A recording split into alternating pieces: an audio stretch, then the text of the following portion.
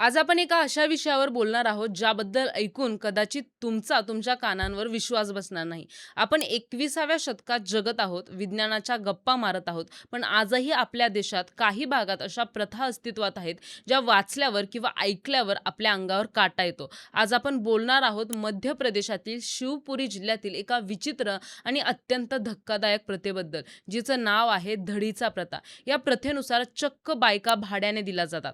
हो, तुम्ही अगदी बरोबर ऐकलत. एखाद्या वस्तूच्या व्यवहारासारखा इथे महिलांचा व्यवहार केला जातो. आजच्या व्हिडिओमध्ये आपण या प्रथेमागचं सत्य काय आहे, हा व्यवहार नक्की कसा होतो आणि प्रशासनाचे यावर काय म्हणणं आहे, हे सर्व सविस्तर जाणून घेणार आहोत. त्याआधी चॅनलला सबस्क्राईब करा आणि व्हिडिओ शेवटपर्यंत नक्की बघा. नमस्कार, मी ऋतुजा आणि तुम्ही पाहताय थेट वास्तव. मध्य प्रदेशातील शिवपुरी जिल्हा हा निसर्गाने नटलेला असला तरी तिथे वर्षानुवर्ष चालत असलेली धडीचा प्रचा माणुसकीला काळिमा फासणारे आहे. या प्रथेमध्ये पैशांच्या बदल्यात स्त्रियांचा व्यवहार एका ठराविक काळासाठी केला जातो.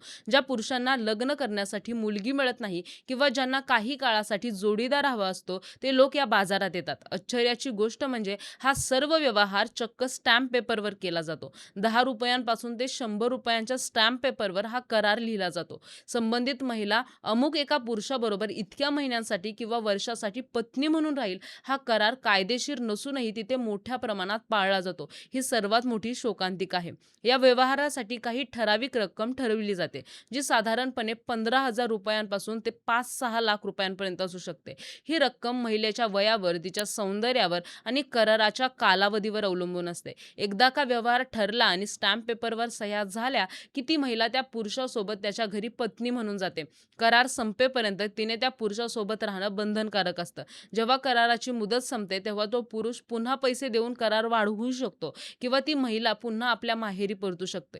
या प्रक्रियेत महिलेच्या संमतीपेक्षा तिच्या कुटुंबाचे आर्थिक ओढाताण आणि पैशांची हाव जास्त महत्त्वाची ठरते, ज्यामुळे या प्रथेला एक प्रकारचे कायदेशीर वेश्याव्यवसाय असं म्हटलं जातं. या प्रथेमागचं सर्वात मोठं कारण म्हणजे गरिबी आणि अशिक्षितपणा.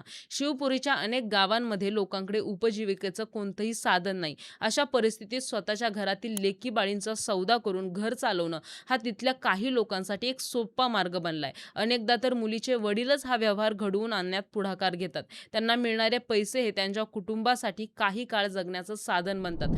पण या पैशाच्या हव्यासामुळे त्या मुलीच्या आयुष्याची जी राख-रांगोळी होते, त्याकडे कोणीही पाहत नाही. ही प्रथा केवळ एका जिल्ह्यापुरती मर्यादित राहिली नसून आजूबाजूच्या राज्यातील श्रीमंत लोकही इथे येऊन महिलांना भाड्याने नेतात, असं समोर आलंय. या प्रथेचे आणखी एक भयावह पैलू म्हणजे या व्यवहारात दलाल महत्त्वाची भूमिका बजावतात. हे दलाल गावागावात फिरून अशा गरीब कुटुंबांचा शोध घेतात, ज्यांना पैशांची नितांत गरज आहे. त्यानंतर ते बाहेरून येणाऱ्या गिराईकांशी संपर्क साधतात आणि व्यवहारातील मोठी रक्कम स्वतःच्या खिशात घालतात. महिलांना मात्र त्यातील खूप कमी वाटा मिळतो. अनेकदा तर एका महिलेचा व्यवहार एका वर्षात 2-3 वेळा वेगवेगळ्या पुरुषांसोबत केला जातो. अशा परिस्थितीत त्या महिलेच्या मानसिक आणि शारीरिक आरोग्यावर काय परिणाम होत असतील, याची कल्पनाही आपण करू शकत नाही. ही प्रथा म्हणजे महिलांच्या हक्कांचे उघड उघड उल्लंघन आहे, पण तरीही ती तिथे राजरोसपणे राहू शकते. धडीच्या प्रथेमध्ये केवळ अविवाहितच मुली नाही, तर अनेकदा विवाहित महिलांचाही समावेश असतो.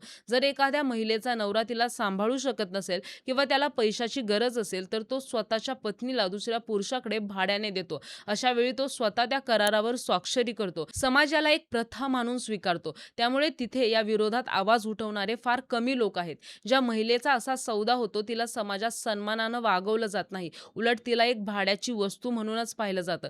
कराराचा काळ संपल्यावर तिला पुन्हा दुसऱ्या व्यवहारासाठी तयार राहावं लागतं. हे चक्र त्या महिलेच्या आयुष्यात आयुष्यभर सुरू राहतं.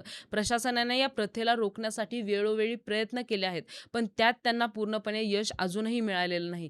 जेव्हा पोलीस किंवा प्रशासन यावर कारवाई करायला जातं, तेव्हा गावकरी याला आमची परंपरा किंवा आपापसातील करार असे नाव देऊन बचाव करतात. स्टॅम्प पेपरवर होणारा हा व्यवहार बेकायदेशीर असला तरी तो इतक्या गुप्तपणे किंवा सामाजिक दबावाखाली केला जातो की फिर्यादी म्हणून कोणी समोरच येत नाही. पीडित महिलाही अनेकदा भीतीने किंवा कुटुंबाच्या दबावामुळे तक्रार करत नाही. जोपर्यंत तक्रार होत नाही तोपर्यंत पोलीस कारवाई करण्यात अडचणी येतात. पण ही प्रथा आधुनिक भारताच्या प्रतिमेला धक्का लावणारी आहे, यात शंका नाही. या प्रथेमुळे मानवी तस्करीच्या घटनांमध्ये वाढ झाली आहे. धडीच्या प्रथेच्या नावाखाली अनेकदा मुलींचं अपहरण करून त्यांना या भागात आणलं जातं आणि विकलं जातं. बाहेरील राज्यातून आलेल्या लोकांसाठी ही एक सोयीची जागा बनली आहे. एकदा का स्टॅम्प पेपर व्यवहार झाला की त्यांना वाटतं की आपण कायदेशीर कायदेशीररित्या तिला नेलं आहे, पण प्रत्यक्षात ही महिलांची सर्रास होणारी विक्री आहे. या प्रथेमुळे लहान मुलींचे भविष्य अंधकारमय होत आहे. शिक्षण सोडून त्यांना अशा व्यवहारांच्या बाजारात ढकललं जातंय, ज्यामुळे त्यांची प्रगती खुंटते आणि पुन्हा त्याच गरिबीच्या चक्रात त्यांना अडकावं लागतं. समाज सुधारकांनी आणि अनेक सामाजिक संस्थांनी या भागात काम करायला सुरुवात केली आहे. तेथील महिलांना स्वावलंबी बनवणे आणि त्यांना शिक्षणाचं महत्त्व पटवून देणे हाच यावरचा कायमस्वरूपी उपाय आहे. जोपर्यंत महिला आर्थिकदृष्ट्या सक्षम होत नाहीत, तोपर्यंत त्यांचं कुटुंब त्यांना असा सौदा करत राहील. काही गावांमध्ये आता जागृती होत आहे आणि काही तरुण मुले या प्रथेविरुद्ध उभी राहत आहेत. पण ही संख्या खूप कमी आहे. ही प्रथा मुळापासून उखडून टाकायची असेल तर तिथल्या लोकांची मानसिकता बदलणं आणि कायद्याची भीती निर्माण करणं अत्यंत आवश्यक आहे. आपल्या देशात जिथे महिलांना देवीचं स्वरूप मानलं जातं, तिथेच अशा प्रकारच्या प्रथा अस्तित्वात असणं हे खूप दुर्दैव आहे. धडीचा प्रथा ही केवळ शिवपुरीची समस्या नसून ती आपल्या संपूर्ण समाजापुढचं एक मोठं आव्हान आहे. महिलांना वस्तू समजणे आणि त्यांचा असा बाजार मांडणे हे आपल्या प्रगत समाजाला शोभणारं नाही. हा विषय फक्त बातम्यांपुरता मर्यादित न राहता यावर राष्ट्रीय स्तरावर चर्चा होणं गरजेचं आहे. जर आपण आज याविरुद्ध बोललो नाही, तर अशा अनेक कुप्रथा आपल्या देशाच्या कानाकोपऱ्यात फोफावत राहतील आणि अनेक मुलींचं आयुष्य उद्ध्वस्त होत राहील. धडीच्या प्रथेवर भाष्य करताना तिथल्या महिलांच्या भावना जाणून घेतल्या तर अंगावर शहारे येतात. अनेक महिलांना वाटतं की हे त्यांचं नशीब आहे. त्यांना माहीतच नाही की त्यांना सन्मानाने जगण्याचा हक्क आहे. जेव्हा त्यांना विचारलं जातं की तुम्हाला हे मान्य आहे का, तेव्हा त्या मूकपणे मान खाली घालतात. हा मूक आक्रोश व्यवस्थेपर्यंत पोहोचत नाही. पैशांच्या बदल्यात स्वतःचं अस्तित्व विकणे ही त्यांच्यासाठी जगण्याची सक्ती बनली आहे. हे चित्र बदलण्यासाठी केवळ सरकारच नाही, तर समाजातील प्रत्येक घटकाने पुढाकार घेण्याची गरज आहे. या प्रथेच्या संदर्भात अनेकदा असंही दिसून आलंय की काही श्रीमंत लोक केवळ मौज-मजेसाठी अशा करारांचा आधार घेतात.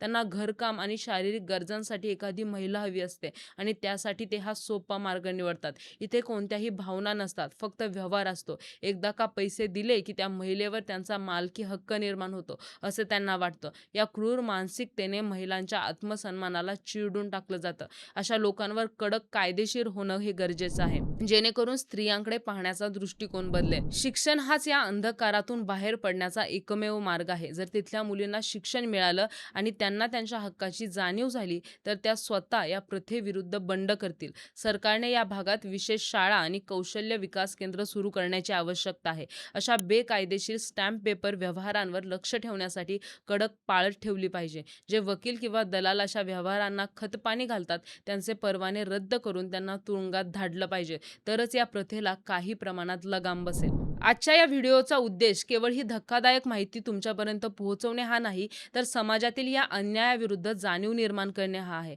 आपण जेव्हा सोशल मीडियावर मोठे बदल घडवून आणण्याच्या बाता मारतो, तेव्हा आपल्या देशातील अशा मागासलेल्या भागांकडे आपले लक्ष असायला हवं.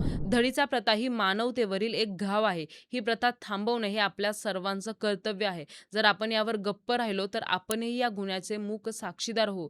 त्यामुळे या विषयावर चर्चा करा आणि लोकांमध्ये जागृती पसरवा. मित्रांनो, तुम्हाला या प्रथेबद्दल ऐकून काय वाटतं? अशा प्रथा आजही आपल्या देशात सुरू आहेत, हे ऐकल्यावर तुम्हाला आश्चर्याचा धक्का बसला का? प्रशासनाने यावर अजून काय उपाययोजना कराव्यात असं तुम्हाला वाटतं? तुमच्या प्रतिक्रिया आम्हाला कमेंट बॉक्समध्ये नक्की सांगा आणि व्हिडिओ आवडला असेल तर व्हिडिओला लाईक करा, शेअर करा आणि सबस्क्राईब करायला विसरू नका.